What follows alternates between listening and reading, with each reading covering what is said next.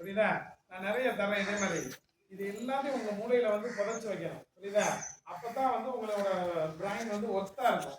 இல்லைன்னா அது waste. Clear? எல்லாம் ரிப்பீட் பண்ணுங்க. States and Capitals.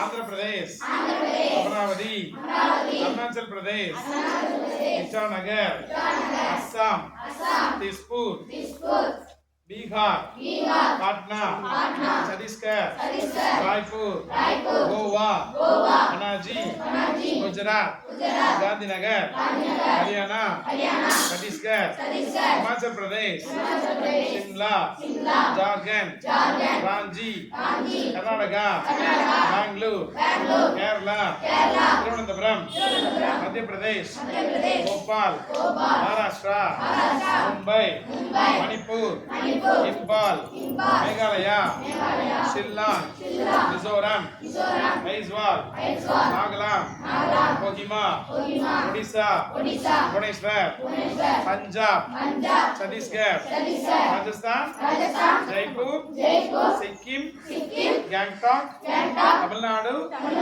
Chennai, Telangana, Hyderabad, Tripura, Agartala, Uttar Pradesh, Lucknow, Uttarakhand, Dehradun, West Bengal, Kolkata. Who needs this? யார் ஃபர்ஸ்ட் எழுதி நாளைக்கு வந்து மனப்பாடம் சொல்லுவா? நோ ஒண்ணா. இன்னும் பேக் முடிக்கல. Come on. Kanimozhi. I mean Karpagam. Karpagam நாளைக்கு எழுதிட்டு மனப்பாடம் சொல்லுவா. கற்பகம் மட்டும் இல்ல. Each and everyone should recite this. புரியுதா? இது இந்தியன் ஸ்டேட்ஸ் தானே, அமெரிக்கன் ஸ்டேட்ஸ் கிடையாது. இப்போ இந்தியன் ஸ்டேட்ஸ் அதோட கேபிட்டல். புரியுதா? இதை நம்ம தெரிஞ்சு வச்சுக்கிறதா ஃபர்ஸ்ட் நம்மளுடைய அடிப்படை கடமை தான் அது. புரியுதா? அப்புறம் இந்த காந்தியடிகளோட பிறந்த நாள் வரப்போகுது, குடியரசு தினம் வரப்போகுது. இது என்னோட ஆசிரியர் ஒருத்தர், அவர் வந்து வீமராஜ்னு சொல்லி கல்லுப்பட்டியில் மிகச்சிறந்த பேச்சாளர். நான் அவர்கிட்ட படிச்சிருக்கேன். அவருடைய ஒரு கவிதை பேப்பரில் எழுதி கொடுத்து விட்டுருப்பாரு. அடிக்கடி வந்து அவர் இந்த மாதிரி கவிதையெல்லாம் எழுதுவார். அவரோட கவிதையில் வாசிக்கிறேன். இந்த தலைவர்களை பற்றி உனக்கு தெரிஞ்சிச்சுன்னா நீ ஓரளவுக்கு ஜிகே கலெக்ட் பண்ணுறேன்னு அர்த்தம். இல்லைன்னா உனக்கு சோசியல் நாலேஜும் கம்மியாக இருக்குன்னு அர்த்தம். ஸோ பொது அறிவு, ஜென்ரல் நாலேஜ், சமூக அறிவு, சோசியல் நாலேஜ், இது ரெண்டுமே வேணும். சரியா? வெறும் நாலேஜ் மட்டும் இருந்தால் சப்ஜெக்ட் நாலேஜ் மட்டும் எனக்கு இருக்கு, ஒரு யூஸும் கிடையாது. உனக்கு பொது அறிவு வேணும், சமூக அறிவு வேணும், எல்லாமே வேணும். அதில் பாரு, வரலாறு ஆம் அது வரலாறாக மட்டுமே இருக்கும்போது பின்னோக்கிய நிகழ்வுகளை மட்டுமே தக்க வைத்துக் கொள்ளும். அது ஒரு கருவூலம். அதுவே வரலாறு நதியாக நீளும் போது எப்போதும் முன்னோக்கி செல்லும். எந்த நதியும் தடைகளை தாண்டுமே அன்றி தான் ஓடி வந்த தளத்தை திரும்பி பார்ப்பதில்லை. சாக்ரடீஸ் பத்தி தெரியுமா? தெரியல, தெரிஞ்சுக்கணும். சாக்ரடீஸ் விஷம் கொடுத்து கொல்லப்பட வேண்டும், தீர்ப்பு சொன்னவன் செத்து போனான். சாக்ரடீஸ் இன்னமும் நம்மோடு வாழ்கிறான். பகத்சிங் தெரியுமா? பகத்சிங், ராஜகுரு, சுகதேவ் 3 பேரும் தூக்கிலிடப்பட வேண்டும், தீர்ப்பு சொன்னவன் செத்து போனான். 3 நம்மோடு வாழ்கின்றார்கள். கட்டபொம்மன், கயத்தாரிலை தூக்கிலிடப்பட வேண்டும், தீர்ப்பு சொன்னவன் செத்து போனான். கட்டபொம்மன் இன்னமும் நம்மோடு வாழ்கிறான். கப்பலோட்டிய தமிழர் பாபு சிதம்பரனார், இரட்டை ஆயுள் தண்டனை பெற்ற ஒரே இந்தியன், தீர்ப்பு சொன்னவன் செத்து போனான். பாபு சிதம்பரனார் இன்னமும் நம்மோடு வாழ்கிறார். மானமிகு மருது சகோதரர்களை நடுவீதியில் தூக்கிலிட சொன்னவன் செத்து போனான். ஆனால் மருது மறவர்கள் நம்மோடு இன்னமும் வாழ்கின்றனர். வரலாறு எனும் நதி காட்டாற்று வெள்ளமாக மாறும் போது துரோகிகளை துவம்சம் செய்யும். ஆனால் நல்லவர்களையும் நட்பின் உச்சங்களையும் நம்மிடமே தந்துவிடும். கட்டபொம்மன் உயிர் காக்க தன் குடல் சரிந்த நிலையிலும் போராடிய கட்டக்கருப்பன் சுந்தரலிங்கம் இன்னமும் வாழ்கிறான். வேலு நாச்சியாரின் வீர கூட்டத்திலே முதல் மனித வெடிகுண்டாய் மாறிய வீரத்தாய் குயிலி இன்னமும் நம்மோடு வாழ்கிறார். அண்ணலே, எங்களின் ஆதர்ச நாயகனை, உன்னையே துப்பாக்கி ரவைகளால் துளைத்தெடுத்த நாசக்காரன் நாதராம் கோட்சையை மட்டும் இன்னும் ஏன் எங்களோடு உழவு விட்டிருக்கிறாய்? பகைவனுக்கும் அருள்வாய் நன்னெஞ்சு என்று பாரதி பாடிய வரிகளை நீ மெய்ப்பிக்கிறாயோ? அவன் உன்னை புரிந்தவன், எதிரியையும் வாழ வைத்து பழக்கப்பட்டவன் நீதானே.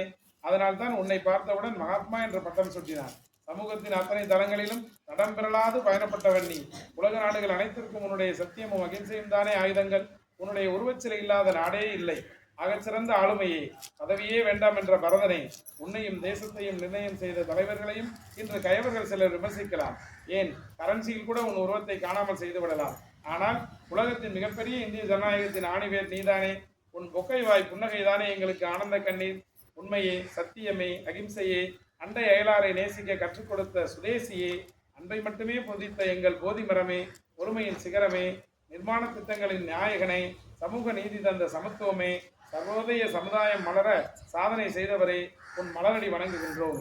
நீ பிறந்த இந்நாளில் பாரதியின் வரிகளோடு வாழ்கனை எம்மான் இந்த வையத்து நாட்டிலெல்லாம் தாழ்வுற்று வறுமை மிஞ்சி விடுதலை தவறி கேட்டு பால்பட்டு நின்றதாகும் ஒரு பாரத தேசம் தன்னை வாழ்விக்க வந்த காந்தி மகாத்மானி வாழ்க வாழ்க அப்படின்னு எழுதி முடிக்கிறார். ஓகே, அவரை பீமராஜ் ஐயா ஒரு கிளாப் பண்ணிடலாமா?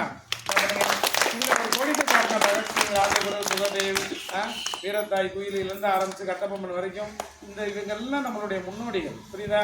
சுதந்திரத்துக்காக பாடுபட்டவர்கள். இன்னைக்கு நம்ம சௌக்கியமாக இருக்கோம்னா இதுக்கெல்லாம் பாடுபட்டவர்கள். இவங்களை பற்றி எல்லாரை பற்றின ஒரு புரிதல் நமக்கு வேணும். அதுதான் சோசியல் நாலேஜ். புரியுதா? இப்போ சொன்னோம் இல்லையா, ஸ்டேட்ஸ் கேபிட்டல்ஸ் அதெல்லாம் தெரிஞ்சு வச்சுக்கணும். அது ஜென்ரல் நாலேஜ்.